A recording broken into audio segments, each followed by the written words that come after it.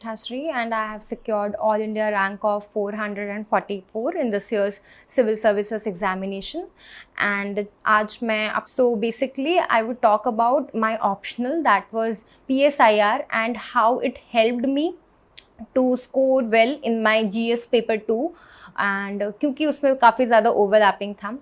So giving a brief intro about myself, I was born in Odisha but completed my schooling from Jharkhand, and I completed my graduation from Miranda House, University of Delhi, and later on I joined JNU to complete my masters in politics with specialization in international relations. So मेरा जो masters का programme था उसका काफ़ी ज़्यादा overlapping था GS paper 2 and मेरे optional के साथ, इसलिए it was a kind of advantage for me to handle it well. तो मैं यही बताऊंगी कि मैंने कैसे स्टार्ट किया. तो मैंने जीएस पेपर 2 के लिए ज़्यादा कुछ किया नहीं था, क्योंकि मेरा ऑप्शनल जो था वो पीएसआईआर में उसके नोट्स काफ़ी बने हुए थे. तो जीएस पेपर 2 में 3 पार्ट्स होते हैं, जैसे कि polity, then there is governance, and thirdly international relations. तो इंटरनेशनल रिलेशंस में मुझे जो बेनिफिट मिला वो ये था कि शॉर्ट नोट्स ऑलरेडी बने हुए थे ऑप्शनल में, जैसे India and the bilateral world. तो इंडिया की सारी कंट्रीज़ के साथ जो भी रिलेशंस है उस पर मैंने शॉर्ट नोट्स बनाए थे. मतलब उसमें 3 ही पार्ट्स होते हैं, introduction, main body and conclusion. So introduction में for like Bangladesh, I had always prepared this introduction कि India and Bangladesh have entered this sonar Bangla period, that is like कि हम अपने एक बहुत ही अच्छे एरा में एंटर कर चुके हैं. इन this way I had prepared the introduction for all the countries.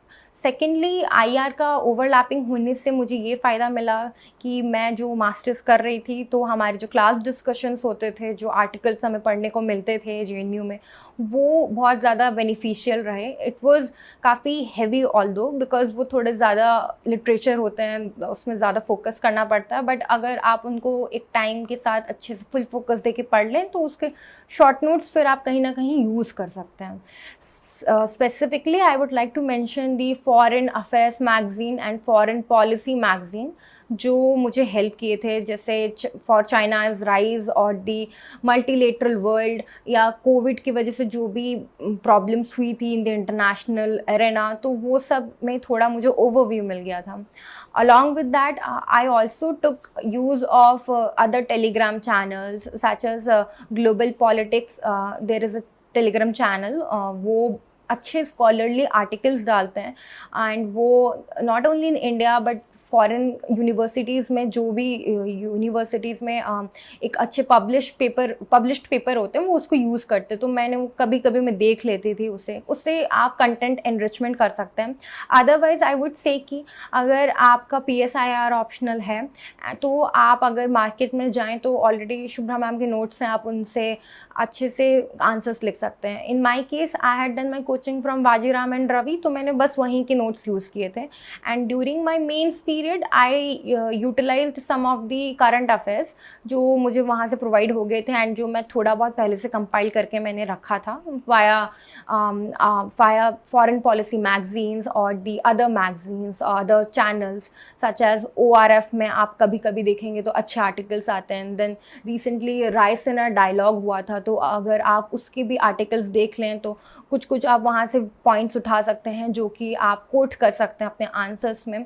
Thirdly there is a project syndicate, online platform है, ये भी बहुत अच्छे आर्टिकल्स एंड बहुत सारे व्यू पॉइंट्स डालते हैं. तो इससे क्या होता है कि आपका आंसर एक एनरिच, बहुत ही अच्छा प्रेजेंटेबल आंसर लगता है.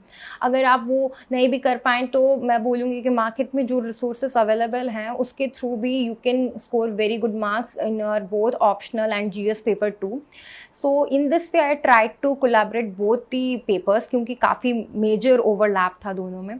एंड गवर्नेंस के लिए मैं ये बोलूँगी कि आप इंडिया एट 75 नीति आयोग की एक बुकलेट, एक रिपोर्ट है, वो आप पढ़ सकते हैं. उसके बाद आप उसके प्लीज़ नोट्स बना लें, लाइक 1 लाइनर नोट्स. अगर आप हर टॉपिक वाइज बना लेंगे तो उसको फिर बाद में यूज़ करना ईजी हो जाएगा.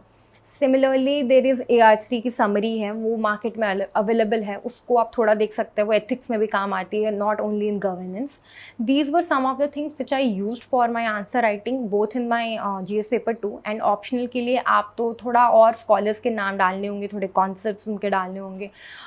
अगर आप IR का कोई आंसर लिख रहे हैं तो try to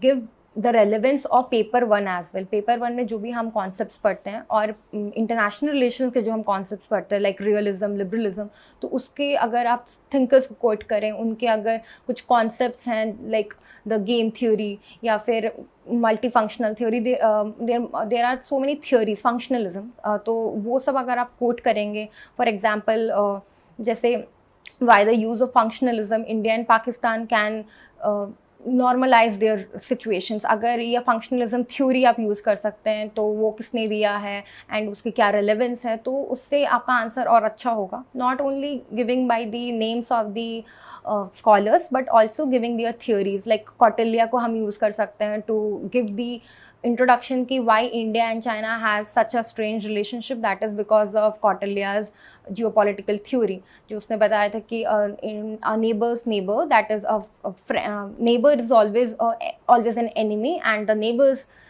is a friend. in that case you can see कि India Japan, India China ये relations ऐसे क्यों हैं. तो in this way the overlapping of GS paper 2 and IR can be managed well. and apart from those sources आप थोड़े बहुत YouTube का भी help ले सकते हैं. YouTube में there is a channel only PSIR, only IAS, वो PSIR रिलेटेड अच्छे इन्फॉर्मेशन डालते हैं. उनके जो फ्लो चार्ट्स होते हैं वो यूज़फुल हैं. एंड फिर आप कुछ शोज़ देख सकते हैं जिससे आपका कंटेंट इनरिचमेंट हो सकता है. जैसे डिप्लोमेटिक डिस्पैच है सनसेट TV पे, वो बहुत अच्छा है. उसमें एक ओवरव्यू बहुत ही क्रिस्प मिलता है and it is well refined. So in this way you can manage both your GS paper 2 and the IR portion of PSIR.